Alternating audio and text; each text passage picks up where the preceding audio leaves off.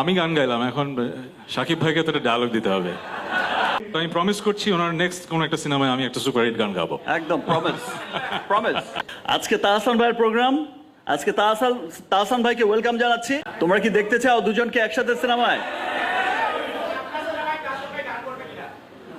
তোমরা দেখতে চাও তো?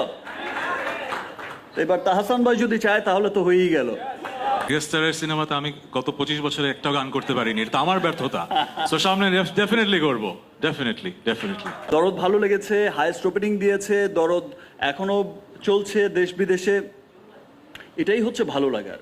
আসলে দেশের মানুষ যে দেশের কালচারকে ভালোবাসে, দেশের সিনেমাকে ভালোবাসে, দরদ আবারও প্রমাণ করলো। যেটা ঈদ না, কোনো বড় ফেস্টিভ্যাল না, তার মধ্যে আমার দেশের আমরা জানি যে একটু তো সমস্যার মধ্য দিয়ে যাচ্ছে দেশ, তার মধ্যেও যে মানুষ আসছে, সিনেমা দেখছে, হায়েস্ট ওপেনিং দিয়েছে, তাতেই বোঝা যায় যে সত্যি সত্যি দেশের মানুষ দেশের চলচ্চিত্রকে অনেক ভালোবাসে।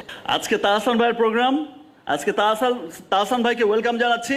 আজকে শুধু তাহসান ভাইকে নিয়ে কথা হবে, আর কথা হবে রিমার্ককে নিয়ে। ওকে, তোমরা কি দেখতে চাও দুজনকে একসাথে সিনেমায়?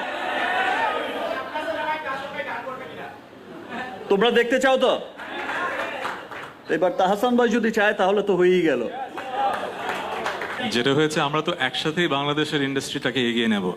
মেগাস্টারের সিনেমাতে আমি গত 25 বছরে একটা গান করতে পারিনি, এটা আমার ব্যর্থতা। তো সামনে ডেফিনেটলি করবো, ডেফিনেটলি। আর গানের কথাই যেহেতু হচ্ছে, একটা গান শুনেছি আমরা দেখতে পাবো কোথাও যেন।